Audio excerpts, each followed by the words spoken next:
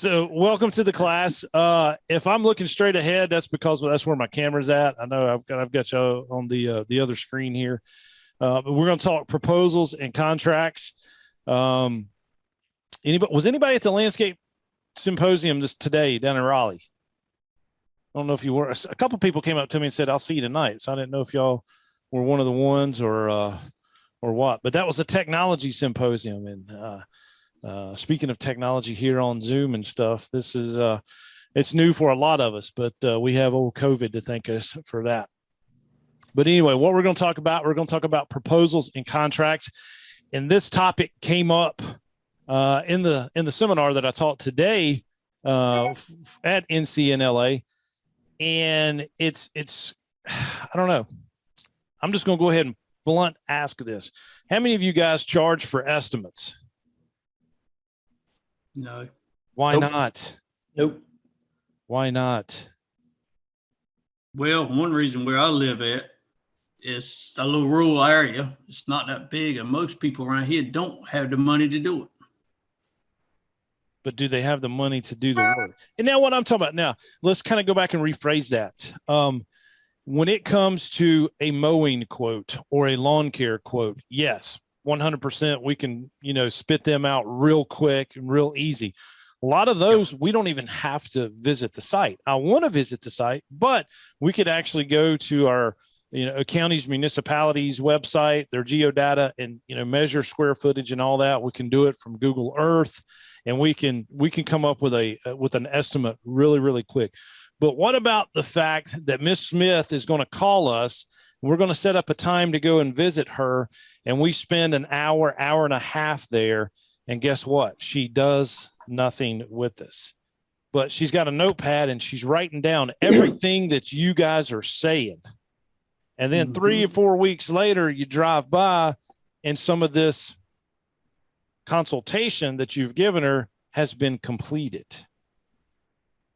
Why shouldn't we be able to charge for that? And how can we set that up front? Because I've gotten burnt so many times, and I said, enough is enough.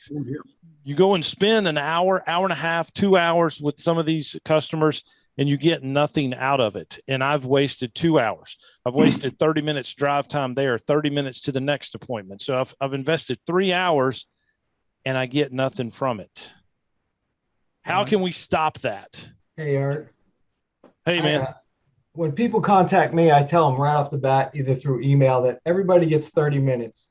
And as a professional, I think that if I go there and they meet me and they see what I know, they're going to want my work.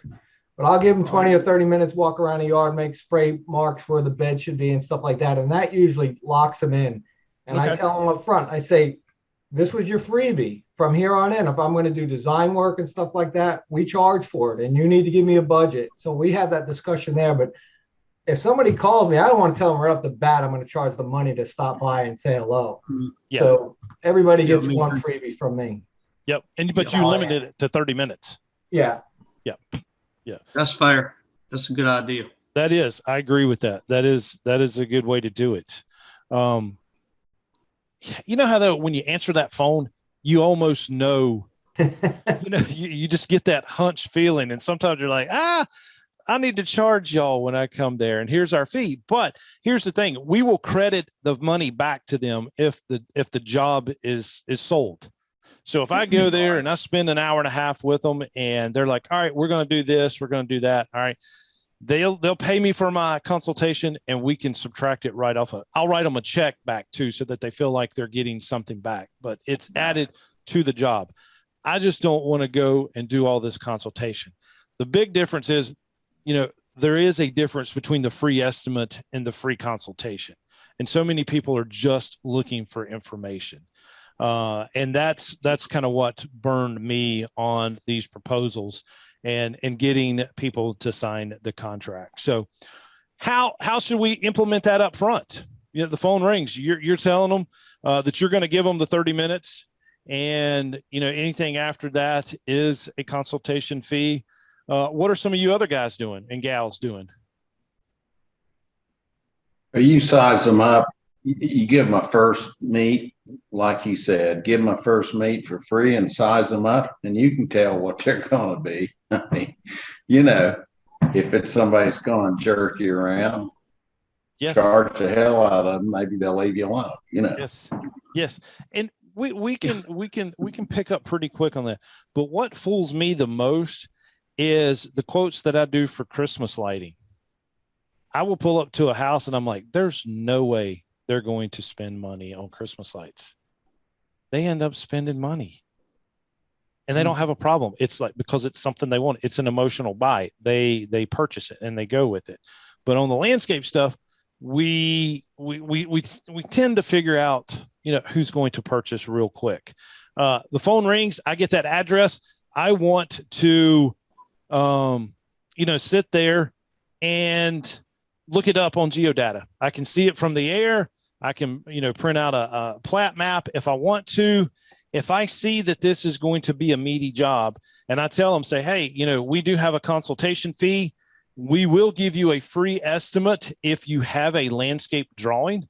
If they've already hired a designer or they've hired a landscape architect, they're already involved in the project. They're ready to do something. So give me those set of plans. We will give the free estimate. I can figure a landscape plan in no time. But what gets me is the driving there, walking around. They don't know what they want. And they're telling us, and we're helping them figure it out. And next thing you know, well, we're going to put it on hold, or you drive by 3 or 4 weeks later and it's done. You haven't even had an opportunity to actually do it. Eric, Sir. There's a lot of people out there. Well, not a lot, but there's quite a few. We price hardscapes, and hardscapes, people don't realize how much time it takes to do it right. Yep. There's a lot of contractors out there they're not doing it. Yep. You there? Yeah, I'm here, man. Can you hear me? Okay. Yeah. There's a lot of contractors that are not doing it right. I mean, and we do it right, and it is expensive to do hardscapes. Yes. There's a lot of people that don't understand that. No, You got to educate them. You do have to educate them. And, and it's like another thing that came up in today's class, and I don't mean to be referring to that, but it makes a lot of sense. When I go from seminar to seminar that I do, a ton of these throughout the year. Do you know what the difference in labor rate that I see for landscape contractors? Take a guess. And somebody got it real close today. And he was joking, but he wasn't far from it. In a class where I'm sitting in a room of 30, 35 landscape contractors, what is the largest price difference I've seen in labor rates that these guys are honest and raise their hand and tell me? What do y'all think they are? I've had them from $30 an hour in the same room, sitting beside each other, and the guy beside him will raise his hand and say, I'm 120, 130 an hour labor rate. Wow. Why are we so different on price as an industry? Skill set. If you're doing pavers, you got to have guys that know what they're doing. But if you got cutting grass, a little different. Yep. But still, even $30 an hour cutting grass, man, you're losing money. I don't charge that much. Way more. Yeah, that's what I'm saying. I mean, I think $50 an hour per person cutting grass is like your break-even point. Like that's anything above that's when you start putting some money in your pocket. Look at what's on the trailer. The $20,000 mowers, the $15,000 mowers, the $50,000 truck, the $10,000 trailer. I mean, it's way expensive. And don't forget the fuel. And the fuel. And I'm right. Which is a scary thing. We haven't seen the worst of that yet. I mean, unfortunately, that's just going to, I heard today on the news, they said we got about 8 weeks supply of diesel fuel. And that's not just going to hurt us, is it? It's going to hurt everything. But when we're 30 to 130 an hour that's $100 difference in labor rate with two licensed landscape contractors sitting in the class. That's just wrong. Could we call a plumber or an electrician and they be that far apart? Absolutely Most of them not. they're not. These guys are on board with each other, and they talk, Yep. and they have, trade associations that they go to, and they talk about this stuff, and they're on point with each other, and they're purchasing pipe just like we are for irrigation. It's X amount of dollars a foot. Same thing with wire, putting in the houses. We're buying from the same manufacturers. We're buying from the same nurseries. Why is our labor rates so off? And I asked that $30 an hour guy, I'm like, well, what are you having to pay employees? He said, I got some I pay 30 and some I pay 20 and some I pay 25. He's making $5 off of that employee. And y'all think I'm probably crazy and kidding, but it's the God's honest truth. I hear it in every class that I go to. That's that span of price difference. So who do you think is going to be the most busiest? $3. The $30 an hour, right? And you hear them and they're like, man, I'm a year and a half booked out. That automatically, supply and demand should tell us what? Raise your prices. Raise those prices. Big time. We're turning work down. I'm not pricing some of the stuff that we used to. We just don't have the time. And if it doesn't make money right now, I'm not going to even bid the job. Exactly. I can stay home and go broke just as whole lot less tired. I can sit on the couch and do that. Yep. So the phone rings, Miss Smith calls, and I tell her that we are going to charge for the consultation, but she will get that money back right away if she goes with us doing the install. And so I go there. The first thing I want to do, I do want to print out that geodata. And we do this in the actual, the face-to-face classes that's live. We take a site plan and we blow it up. And we blow it up and put it on an 18 by 24 sheet of paper really, really fast. There's quick and simple ways to do that. So if I'm charging Miss Smith to come out and do a consultation and I show up with a drawing of her house on an 18 by 24 and I tell her, hey, we're meeting at 5 o'clock. I'm going to get there about 4:45. I want to walk around the yard by myself the first time, and I'm going to be making notes on this drawing. What am I showing her when I sit down at the kitchen table with her and her husband? Professionalism. Professional. Yes, that I am dedicated to her job. And you know what? She feels like she's getting something right then, right there. Wow. He's done all this. He's drawn the base map. He's made all these notes. I've done my site inventory and I've done my analysis. I also want to email her a questionnaire to help her start thinking about what it is that she wants done. A lot of people hire us to be their problem solvers. They really don't know what they want in their landscape. And something as quick and easy as a survey, it could be a link on your website. It could be something that you email them, and it starts letting them know all the services that you provide. You can start upselling right then and right there by just her reading that sheet and like, oh, they do landscape lighting. Oh, well, I didn't think about having an irrigation system. Well, I didn't know they did pavers. Our sons moved back in with us. And so we need some extra parking. So we just sold a paver job right there so he can park beside the driveway. Any of those little tools help. And it shows that you are taking the time and investment and getting paid for that consultation. They get something from it. I meet them. I show up. I do site inventory analysis. And we've proposed to do the work. And from that point, what do you think we should do? She's given us all these ideas. And to be fair to her and to be fair to us, what's the next step? What do we think we should do from that point on?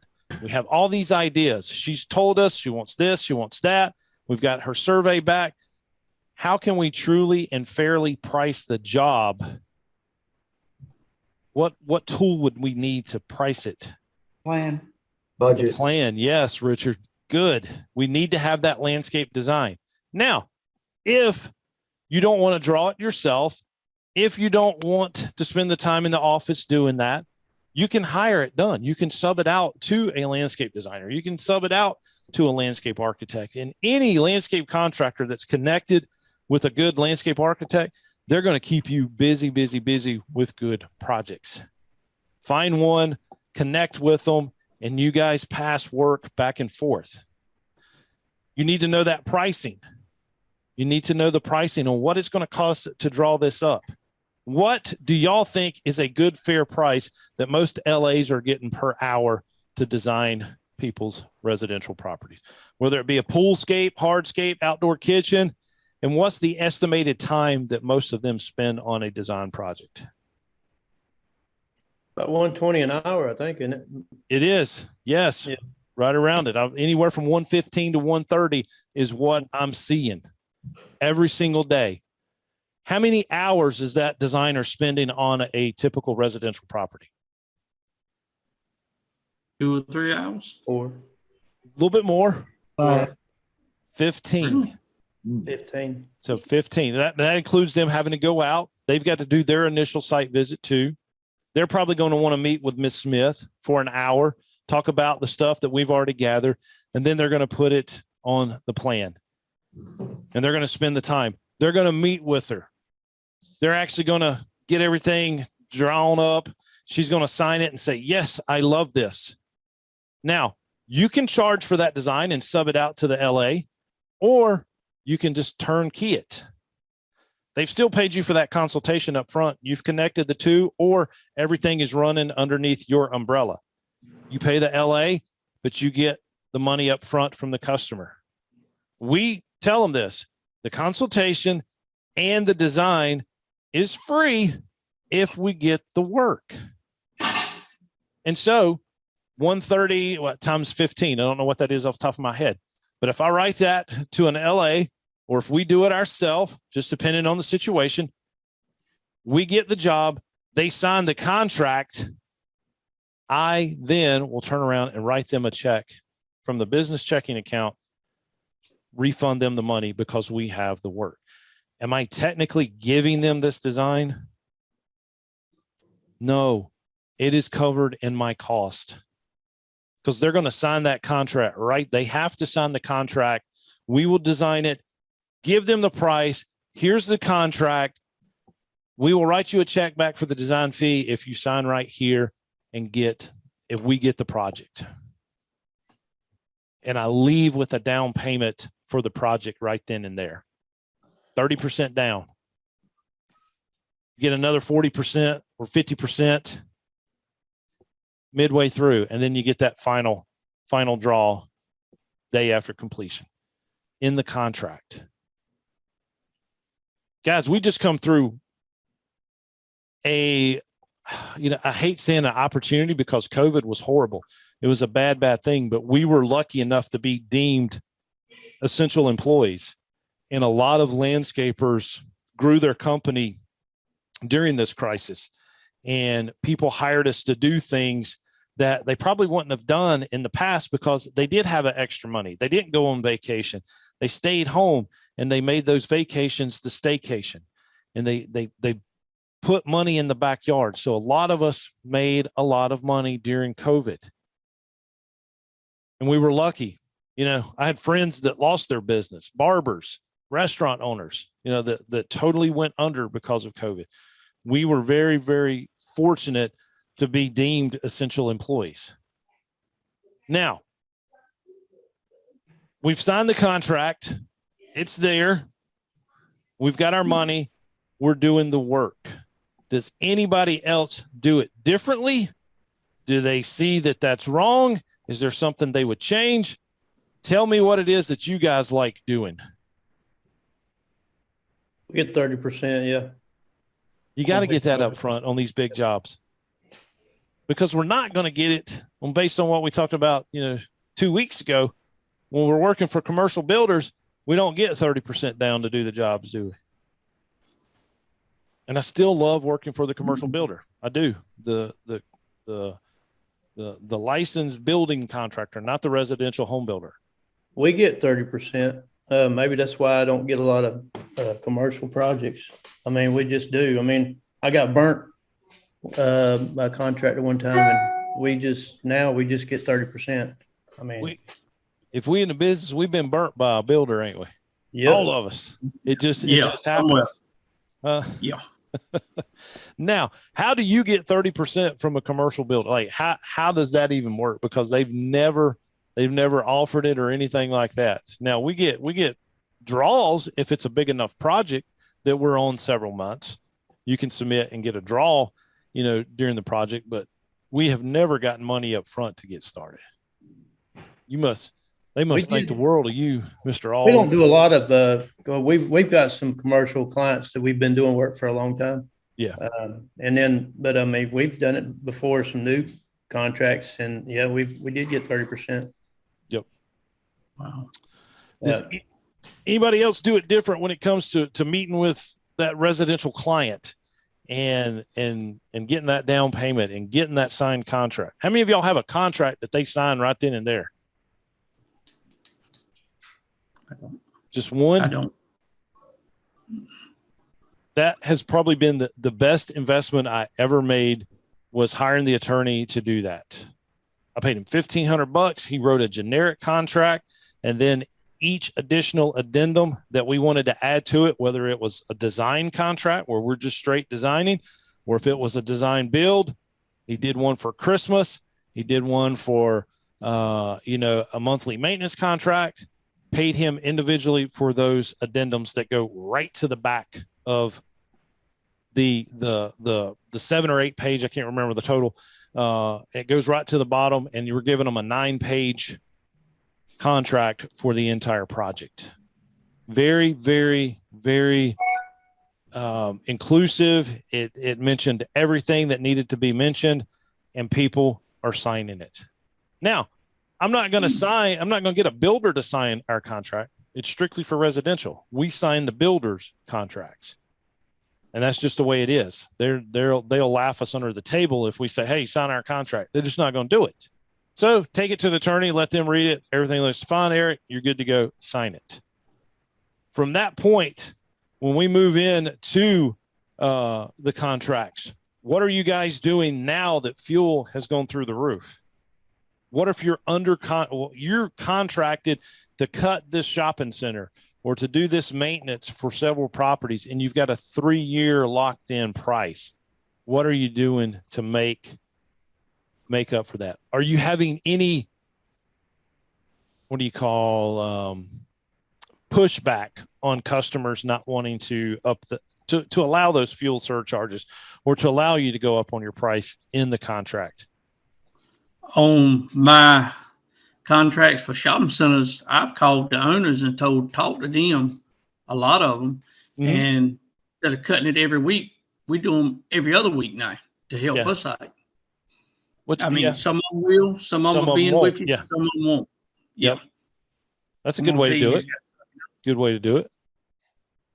What is everybody else doing? We just went up this year on a lot of customers. Did you have any slack or like pushback? Nope. Maybe one. We lost one contract, but that was it. Has anybody seen or heard this? Hey, Eric, sorry, we love you guys. We still want you to do this. We still want you to do some of this work for us, but we've bought a push mower, and little Bobby, instead of sitting in the basement playing video games all summer, we're going to make him push the yard. Nobody seen that? Yeah, we've seen that. We had one customer that kept us for doing some stuff, but they cut back. Cut back. Yeah. Yes.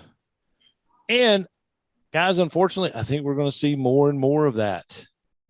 More and more of that. Oh, this extra stuff, you ain't see nothing. If this gas keeps going up, it's going to be bad. This hardscape, extra hardscapes and stuff like that. Big jobs, they're going to dry up unless the people are super rich. Yes. How many of y'all are members of Blue Book that actually actively seek work from the commercial builders? I was a member for a year, and I think I told you before. It just didn't pay off for us.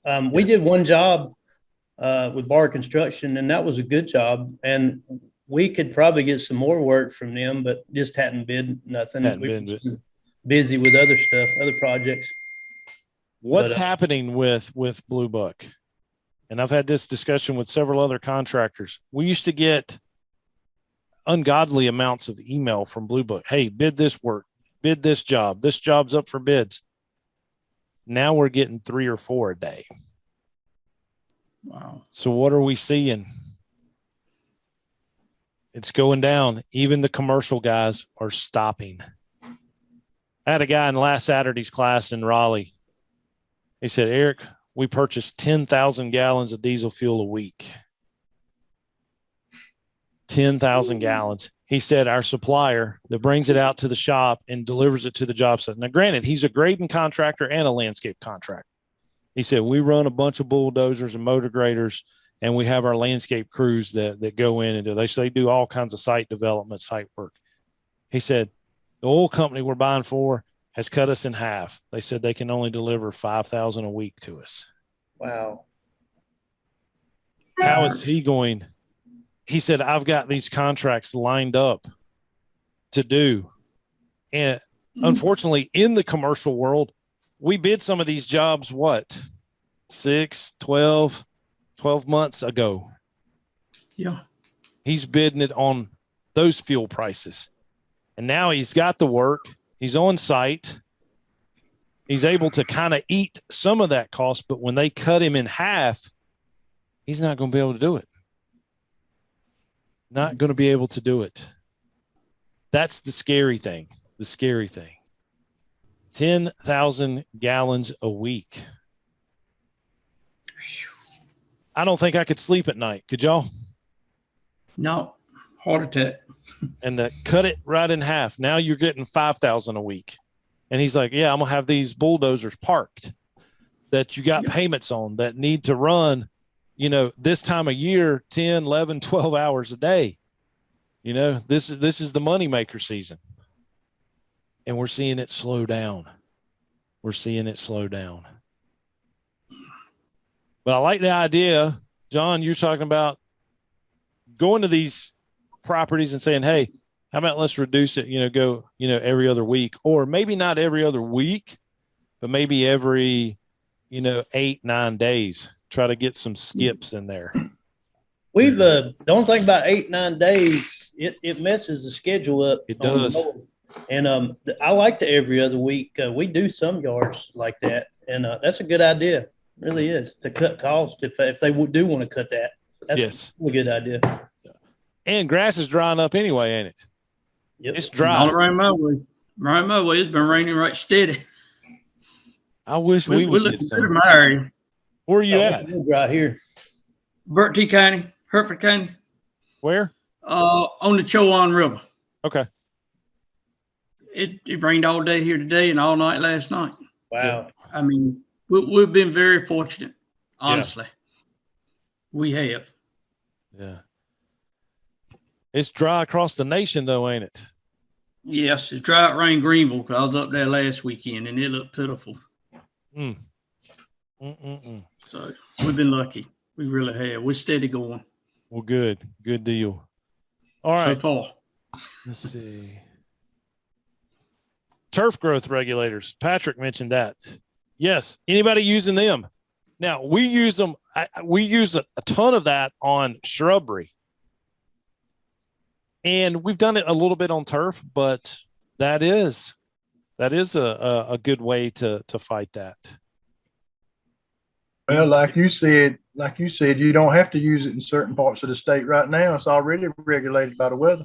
Yes. Yep. But I swear, them weeds are going to grow, ain't they? That Bahia grass. Yes. All right. Let me share the screen. Do what? Eric, let me ask y'all something, all of you. Yes, sir. I've got a problem with what they call Johnson grass. Mm-hmm. You know what I'm talking about? Oh, yes. Yep. All right. What's the best thing to put on that? Oh, Get rid of it. We've never really had an issue with it in landscape beds. We've had some issues with it here on the farm. You can use that post Vantage. Post to work on it. Okay. Didn't know that. And that's getting a little expensive too, ain't it? Right now. Everything is. Yes, everything. Ridiculous. So I wonder what grass seed prices are going to be this fall. We've already come through a year of where they were just astronomical. How much more is grass seed going to go up? Because guess what? They're still experiencing even more droughts in Oregon. It probably doubled. Well, Eric, I can tell you what we started doing on contracts since these prices have gone out of the roof on supplies. When we're renewing contracts now, if they still want the perennial rye or overseeding or anything like that, then that is purchased. We charge them for that. It's not in the contract. It's not in the contract. Yeah. That's on top of what we do for the contract. Yes. And believe it or not, people are going for it because if we've got to price it, I mean, you're playing a guessing game. So you've got to mark it up so that you can make some money. Oh, yes. And trust me, last year when we marked it up, we barely made it. Yeah. You know, so that's what we're doing. That's what we're doing with pine straw, grass seed, fertilizer, things like that. Mulch. Yeah. David, you got to tell us the joke, man. Come on. You got to tell us the joke, man. That must have been a funny meme. I'm just kidding, man. I was laughing about my behavior. Oh, Lord. I like my behavior. But hey, but Tracy, great point there.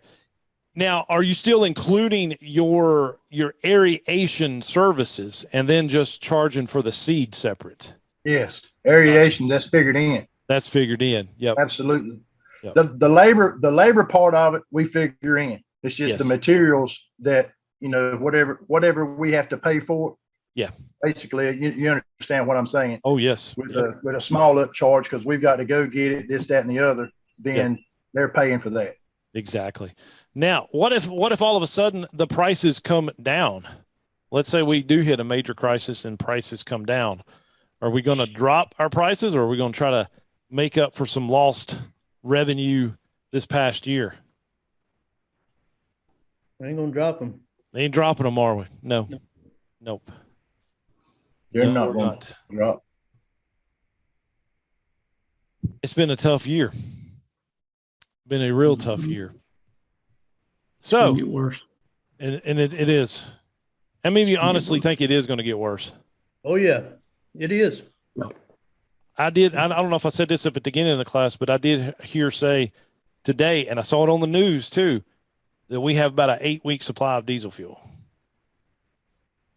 And if that stops, I don't know. I don't know what's going to happen. Hey, if that stops, the world's going to stop. The world will stop. We won't be worried about cutting grass, will we? No. You know, you don't worry about nothing in the grocery store either. There won't be nothing there. No. Right. No.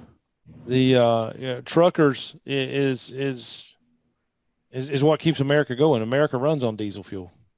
So the farmers and the truckers. Yep. Those two right there. Farmers feed the world and truckers deliver it. Yep.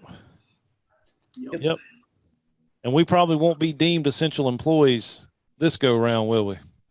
Nope. Not when there's empty shelves. All right. Can y'all see the actual screen? Did I share my screen? Yep. Okay. So you can see where it says proposals and contracts. Okay. Yes. All right. Good deal. So we're kind of going to scoot through this. We got, a few minutes left here in the class.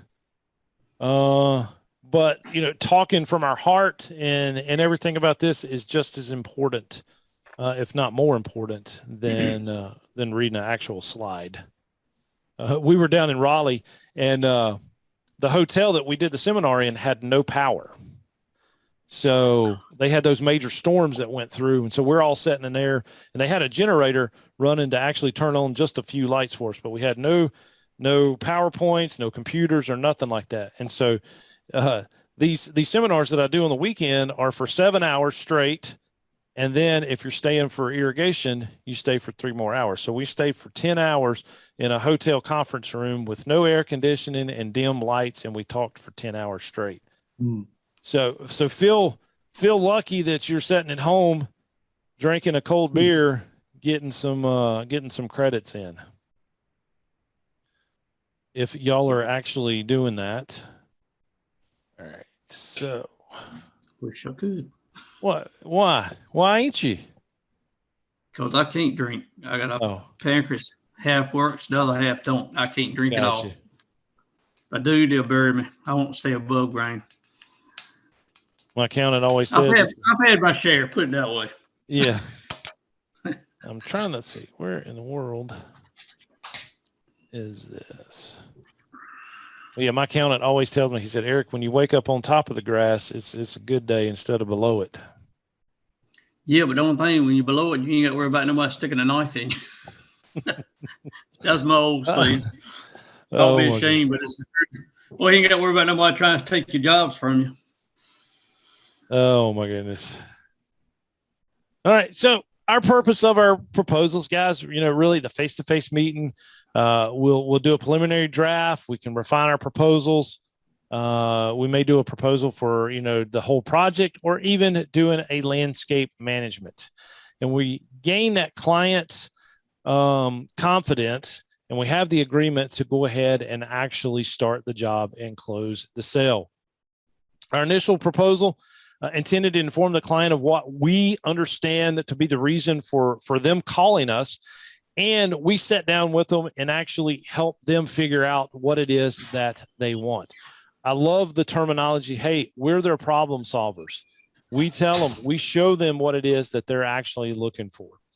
The interim proposal is used to confirm that both parties are still in agreement on the intended outcome of the project and that any modifications are agreeable to all. And there may be some change orders or whatever that may take place at that time. Final proposal is both initial and interim proposals that describe how the landscape company has or will satisfy the job and that the client has accepted and paid the deposit. And again, that's all in that, design fee that we are charging for them to do it. The contractor should first determine what the desired outcome would be. Are we going to do a new project? Are we renewing a contract? And then we sign the contract and receive that deposit. Do we have to do competitive bidding? A lot of the commercial work, yes. Seldom do we have to do competitive bidding for, residential clients. Why is it hard to do competitive bidding with residential design when there is no landscape architect involved?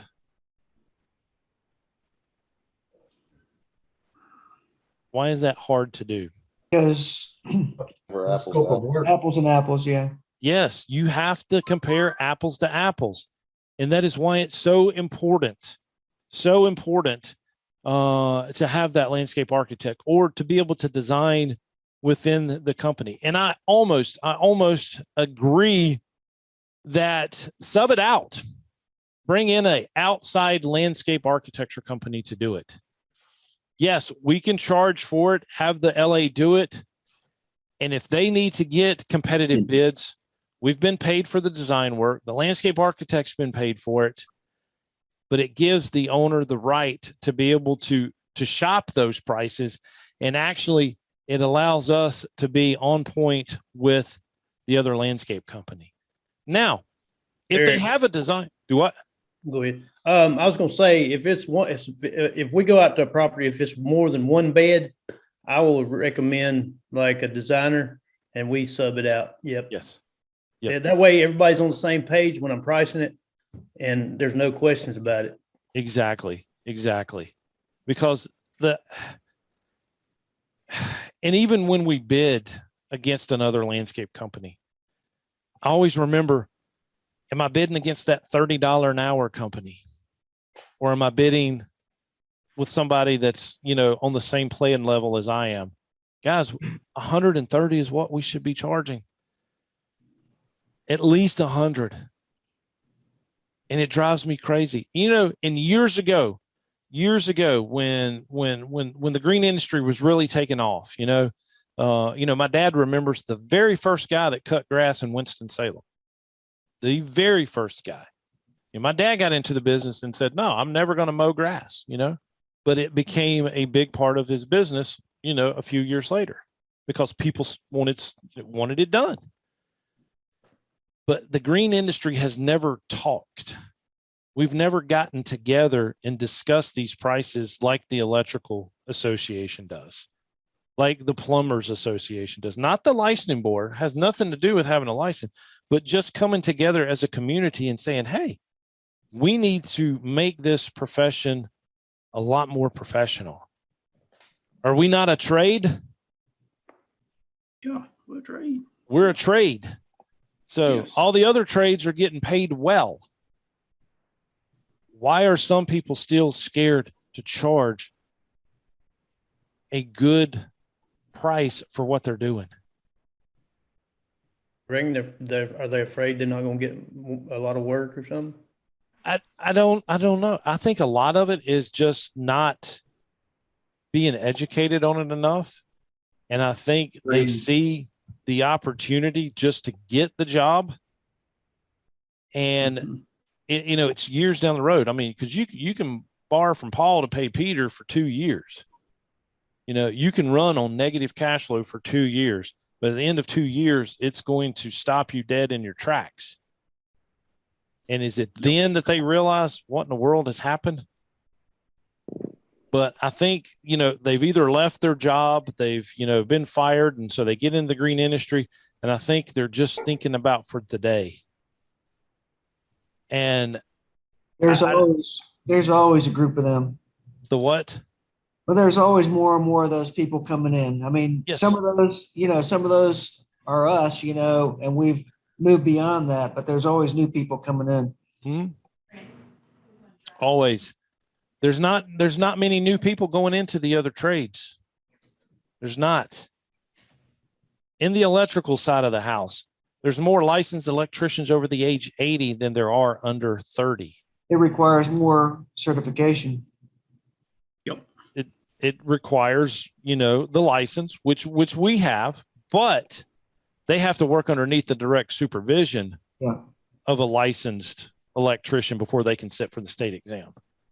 2 years to get their limited license, like 6 years for their intermediate, and then they have an unlimited license, I think, for like 8 years. But that's part of the problem in our industry, and I think we all know that, is that and I'm not pushing for regulation by any means at all. But again, you said it, Eric. I mean, someone loses their job, they got a lawnmower at home, they got to make ends meet. So what do? They go out there and they start cutting grass. yes. And every one of us has seen it. You sit at a stoplight and you look around. Yep. And you're going to see on every corner there's somebody pulling a trailer. Yes. So I mean, your $30 when you're talking about your electricians, your mechanicals, your plumbers, and all those, they've got to be licensed. Sure, there's some jacks of the trade that go out and just do little side jobs and hustles, but it doesn't affect them as bad as it does in our industry. Yes. That's what hurts our industry so bad, is because, I'll give you an example. I'm not trying to make this too long, but I had a potential client the other day that said, "Hey, we like your work. We like what your guys are doing at the apartment complex beside of us. Can you give us a bid?" Long story short, gave this person a bid. They said I was double what they were giving, Double. and can we cut anything out? I said, sure. I'm basing it on what you gave me to, what you want. You give me the I specs. said, however, if I do what I'm doing for the other, here's what it'll be. I was still too high, but my point with her, and I wasn't ugly at all. It was just a matter of fact. And I told her at the end, I said, we're talking about this amount of money right here. I said, but remember, you're not happy with the person that you got. Yes. There's a reason that you're not getting happy. what you want for that price. Yep. Mm-hmm. Yep. Educate the client. You just did that. Did they go with you though? Oh Tracy? no, I didn't get that one. I didn't want it. You To be didn't want honest with you, after when you're dealing with someone like that, I'd rather just walk away nicely than to try to get to work, because then I know what type of people I'm working for. Exactly. Y'all went to the red flag. Yes. Yeah. What was the red flag? the people he's dealing with. He can already see it's going to be a problem. Yeah. I think we all have that experience where we encounter somebody and we know whether they're willing to pay for what they want or whether it's a waste of time in the whole meeting you're having. Yeah. Yes. Yeah. And you ever notice though that these guys that are charging 30 an hour labor rate, they're telling the clients what they're charging.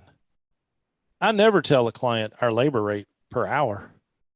Everything is contract price. And I figure out how many hours it's going to take to do it, and it's a lump sum. They'll never be able to figure out what I'm charging. But I've heard guys say, yeah, I just tell the client we just work for $30 an hour. That's their selling tool.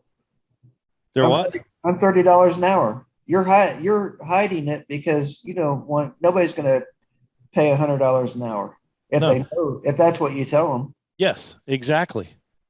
But am I really, really charging? Am I overpriced at that? No, not when we show up with an $80,000 skid steer, a $75,000 excavator, a $100,000 dump truck to pull it. What does the electrician charge, and what does he have versus what we have? He has a van and a toolbox with a few tools in it, and he's charging $200 an hour. Mm-hmm. And my best friend, he is an electrician. He said, Eric, do you know how many service calls I do a day that I charge $200 and all I got to do is flip a breaker? He said, I'm there 5 minutes and people pay it all day long because they can't figure it out. He said, they pull out the checkbook right there. How much do you? Oh, it's $200. He's there 5 minutes. He said, I'll shoot the crap with them a little bit. He said, I'm really only there 30 seconds, but I'll entertain them for 5 minutes and I go do the next one. And he said, 9 times out of 10, all I got to do is throw a breaker or push in a GFI. Why are people okay paying that for that type of service, but not 120 or 130 for what we do? And we show up with, $300,000 sitting out there on the trailer. Why? Yeah, too many cutthroats. There is too many cutthroats, but we didn't start this soon enough. We've only had our license, 7 years? Landscape contract, maybe 6 or 7 years that we're on now? Something like that. Electricians have been licensed since when? The 50s, right? Probably. GC's the oldest state license there is. The general contractor. We messed up years ago by not having some kind of organization, association, or a licensing back when we should have. We carry more to the job site than any other trade. HVAC doesn't carry what they've got equipment in it. They've got the unit that they put in the house. Electricians have got the wire and the switches, but they're not pulling up with more than probably $50,000 in a van and the tools and the supplies that they've got in that van. And they're running 20 service vans a day. We've got Eric, I think I'm gonna be an electrician.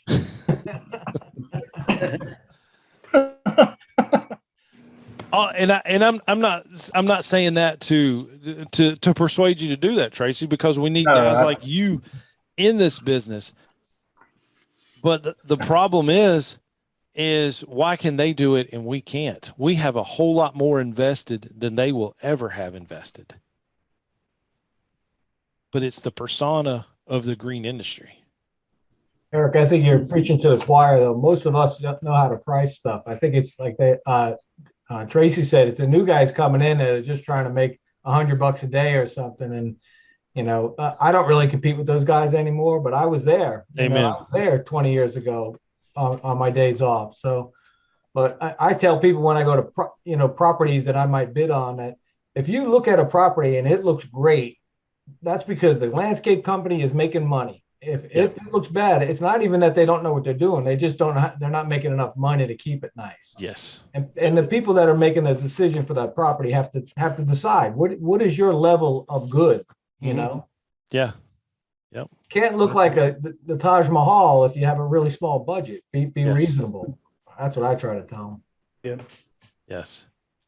And we're to the point where we don't even want, I don't even want to take on any more new maintenance. Like that's, we'll leave that to the guys that are unlicensed, but you do a nice landscape job and then 2 years later, it looks like crap because they've not maintained it, so done several jobs like that. And you're like, what in the world? What in the world? Well, guys, we are at 7:50. Any questions, comments, concerns? Ben's ready to get off here, man. He's like, it's beer 30, man. I don't even drink.